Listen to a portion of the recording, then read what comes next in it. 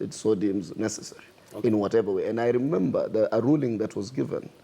You know, there was an attempt to amend the party hopping clause. Yes. And then the next day, the deputy speaker came and made a ruling that as much as we amended yesterday, now moving forward, no part of the report can be amended without consultations with the principals. And therefore, there was a way in which he made a ruling. I recall listening to it. Again, I went to the Senate on a point of order before he passed it. I said, this Senate or Parliament refers to nobody in any decisions that they wish to make. So for me, what I wanted to do also was to safeguard the powers and privileges and authority of Parliament. And that's why we had said, and when I came to this show, because you know, in this country, when you appear to say something that is out of mainstream, so suddenly all kinds of aspersions are cast. But I said, I hold firm, and even it's very rare for me and my brother Mutula to disagree. But on this one, he said, bro, we were in this committee, we worked very hard, let's push these things forward. And I said, fine, let's do it for the purposes of the nation. And that's therefore even the whole idea was that this was a politically negotiated process that simply was given the legal framework within Parliament. All right, I want us to move on forward to something else, but whether maybe way forward, what's the way forward? I think the way forward is let parliamentarians, and especially the court side, allow the process to go on without casting aspersions. And if there are genuine mistakes, those mistakes can be addressed along the way. Otherwise, the problem they are seeing, they created it. They allowed no scrutiny, no debate. Baba was heavy on people. He chose the wrong people to negotiate for him, and they made a mistake. Let them live by it. But I don't think that Jubilee wants to rig anything. It's still very far. But the issue of perception still remains. Yes, and given that this is a very sensitive process, and just like Honorable and I said, it's a matter of life and death. Yes. That perception really needs to be managed. I would appeal to my classmate Isaac and the team outgoing. Please do not do fundamental things that will give a bad image to IEBC. My brother Chiloba, you are managing something very critical. Watch your words and wait. As long as this process is late, the same parliamentarians will be told, we cannot meet these deadlines. Give us the solutions. All of you, the opposition, the parliament, and all of us. Don't act like the country is on your head in such a way that we will ban. Procuring this, the ballot papers, the ballot boxes, the BVR kit are so fundamental that if you do it now, I see court jumping up in the air and even saying, we are not going for election. For fear of being defeated, they will have a legitimate reason to opt out, which is not good for this country. All right, let's move on to something else, and let's look at corruption and the fact that it's rearing its ugly head yet again. And maybe I'll come to you, Senator Omar Hassan. And this is in the coastal region. We have now another report that says billions may have been lost in the Kilifi County. And according to the Deputy President, there doesn't seem to be much energy and vim, vigor, and vitality from the opposition castigating that particular incident, whereas there's a lot of energy when it's the government. Your comments on that? You know, first and foremost, I think we've said it. I've said it in this forum. Senator Alwale said it in many forums, and other senators, that corruption is wrong, whoever commits it. Well, if it is wrong for Jubilee to engage in corruption, it is wrong for court governors to engage in corruption, because that's the executive authority that we have. But what happens is we need to. Corruption for me in Kenya is much a political issue as it is a legal issue. So therefore, corruption must be fought from a point of politics, and it must be fought from a point of the legal infrastructure. So there is a way in which we must have a very genuine debate politically about how to tackle corruption and give the necessary political will and to demonstrate a zero tolerance corruption agenda across the board. Okay. So for me, I'm in total concurrence that if there was corruption in Kilifi County, it deserves the same scrutiny and same spotlight like any other corruption by any other functionary that is a Jubilee functionary. Secondly, there's this thing I overheard some of my colleagues talking about, that William Ruto has no moral authority to talk about corruption. If I'm a drunkard, it does not mean I cannot urge people not to drink. So therefore, the truth is, it is totally out of line for anybody to believe that any political leader cannot respond to any matter of corruption, but only to hope that as they're making that response, either they're lying or they're genuine, that then they will now deal with that corruption in Kilifi County as much as it is a political issue and a legal issue, and deal without the corruption in the Jubilee government. Mm-hmm. You know, there's a time in which I remember there was somebody who made, when we were in KNCHR, one of the police officers who was known of a certain notoriety started talking about extrajudicial killings, and there was a lot of perception that he was right in the center of it. Okay. So we took him into our platforms to try and have a police officer speak against extrajudicial killings. Probably it could reduce. All right, I'll ask you to hold that thought, and we're coming back. What we're talking about here is corruption generally, and of course, the fact that the Deputy President came out to say that, according to him, in the opposition, there's not as much energy when corrupt leaders are found or suspected in the opposition. We'll take a short break. We'll be right back. This is The Way It Is right here on Morning Express.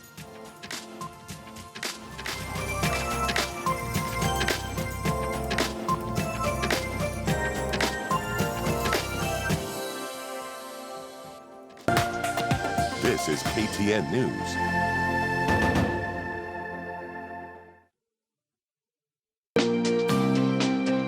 Lack of toilets is a silent sanitation crisis which affects many aspects of life. November 19th is World Toilet Day, where awareness is raised on access to toilets. This year, the Kenyan theme is Stop Open Defecation, Construct and Use an Improved Toilet for Your Household. 32.7 million Kenyans do not have access to improved toilets, while 5.6 million have no toilets. Globally, 315,000 children die every year. Women and girls are particularly vulnerable. We can stop this by investing in toilets. As counties are crucial in realizing this, the Ministry of Health, together with sector partners, will this year celebrate World Toilet Day in Isiolo County as it seeks to be open defecation free by December. Download the Standard Digital News mobile app and get the latest news. Watch KTN live stream and read your favorite newspapers, The Standard and The Nairobian online. All these seamlessly with Safaricom 4G. Don't wait. Do things faster. Do things Safaricom 4G.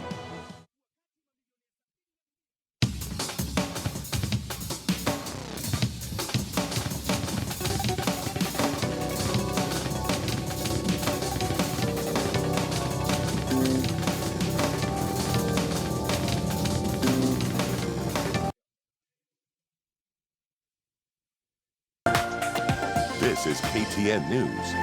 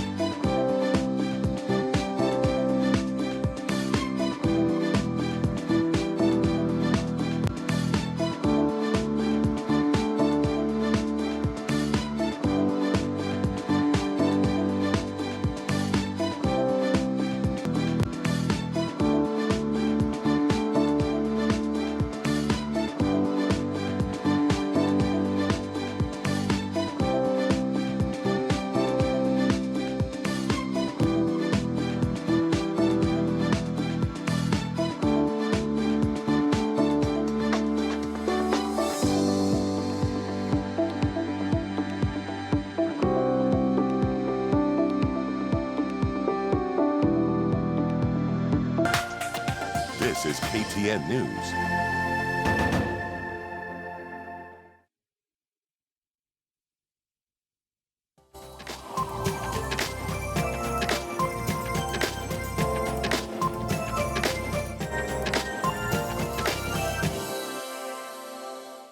Morning Express it is, and this is the way it is. Well, we are looking at corruption right now, and just before we took a break, we had heard from Senator Omar Hassan, but we'd now like to take a few calls and just hear what you have to say. We'll start with Mugo, calling us from Nakuru. Good morning, Mugo. Thank you for calling, and straight to your comments. I'd request that you keep them as brief as possible and to the point. Mugo.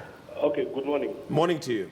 I just wanted to just raise a concern to the panelists that there. Okay. Because my issue is, they are the leaders that we gave the mandate to pass the laws about the IBC, because there was comment about the IBC. Mm-hmm. And I'm thinking, having given them that mandate, why would now they start polarizing the country again when almost the new team that's supposed to announce the commissioners has been given the mandate? They almost announced the commissioners. My only concern as a Kenyan, I'm thinking, don't you think the timing is a bit too late? To do what? And also thinking, don't you think you're going to polarize the country again? Not unless you don't want a peaceful election, they want an infight again. I'm thinking it's a bit too close for this to happen, and it's setting us back to the gains that you have made in terms of IBC and for common Mwananchi, like where I am. All right. Thank you very much, Mugo. We also have Dan, who is in Nairobi. Good morning, Dan, and thank you for calling to your comment.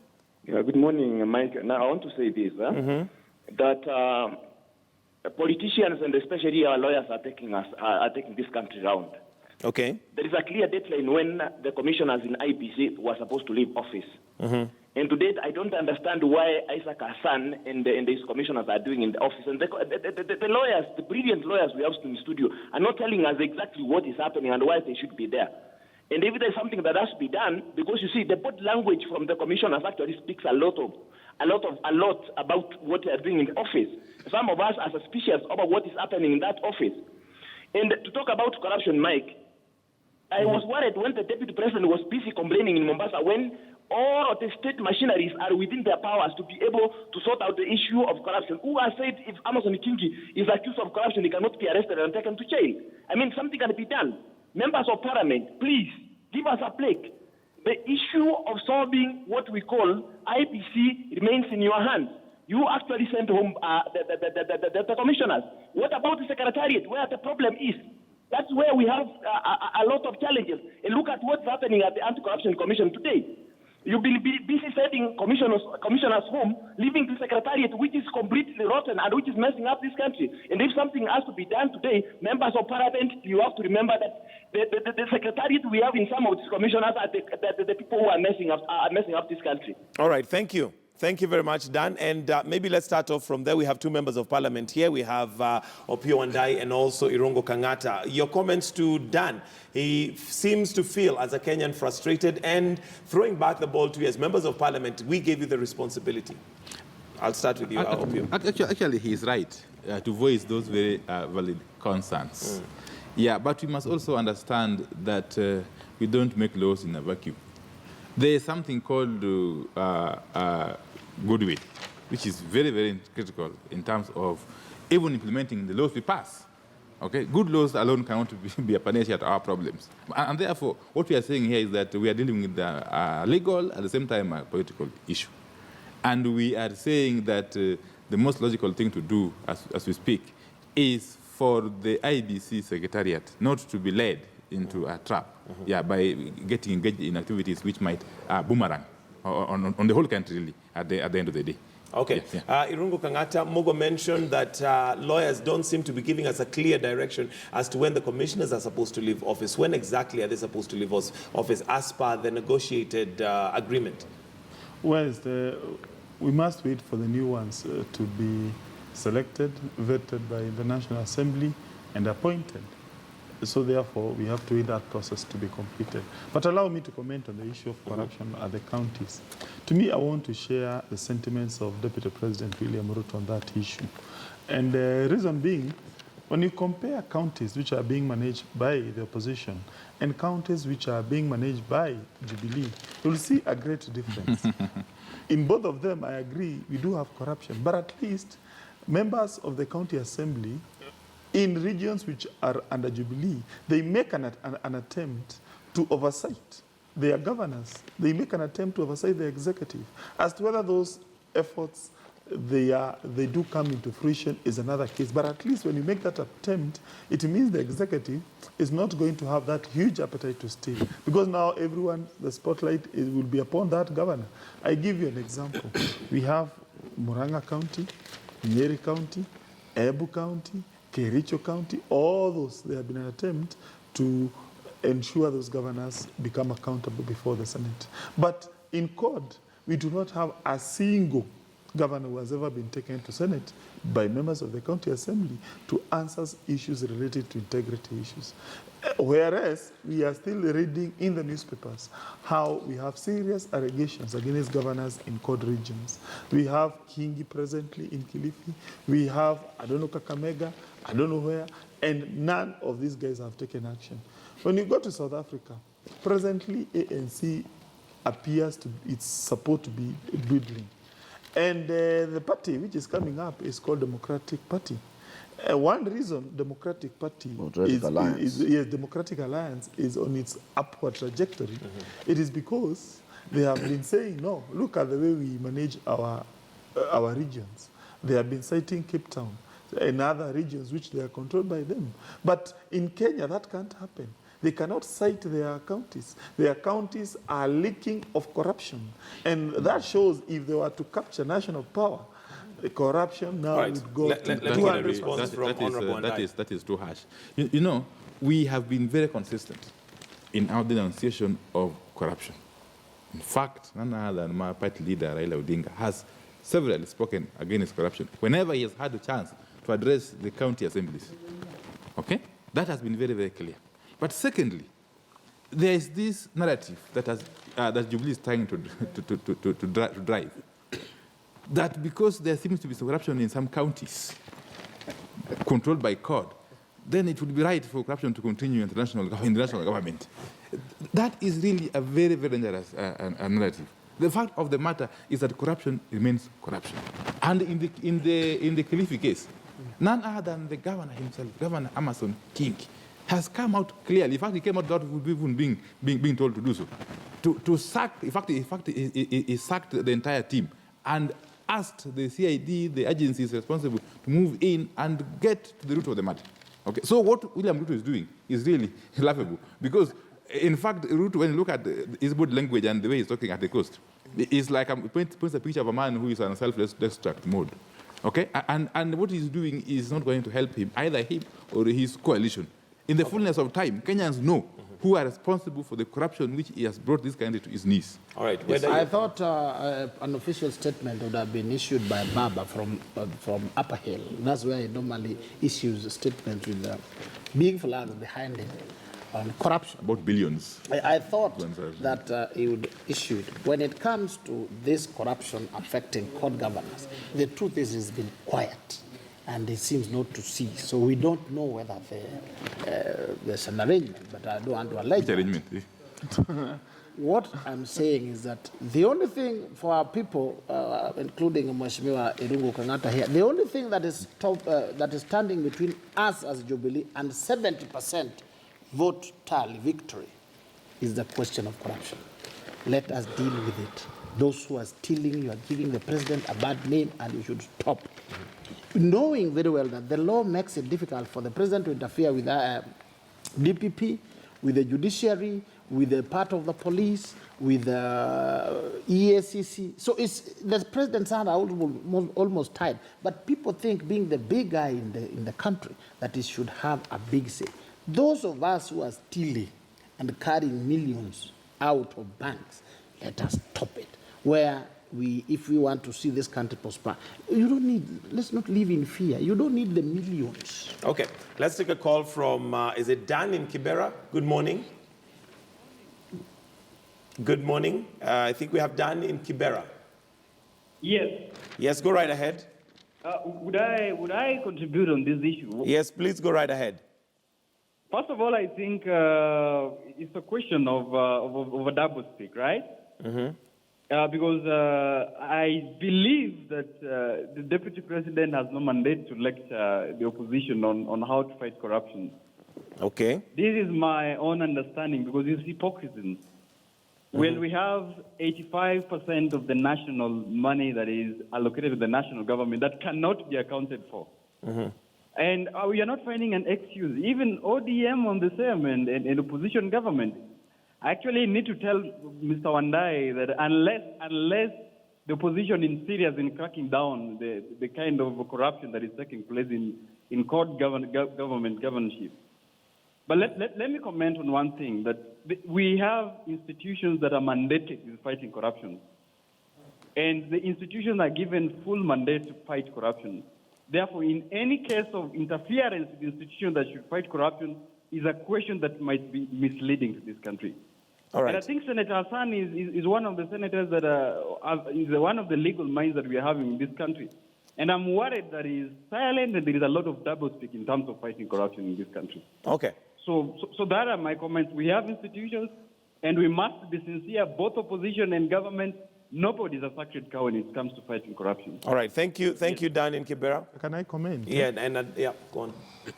Yes, we need to understand that when we talk about institutions which have the legal mandate to tackle corruption, we should not only be thinking about EACC and also the DPP and also judiciary, because it appears people say, oh, these institutions are under the hands of Jubilee and Jubilee-appointed persons. And therefore, if they don't fight then, one should blame Jubilee.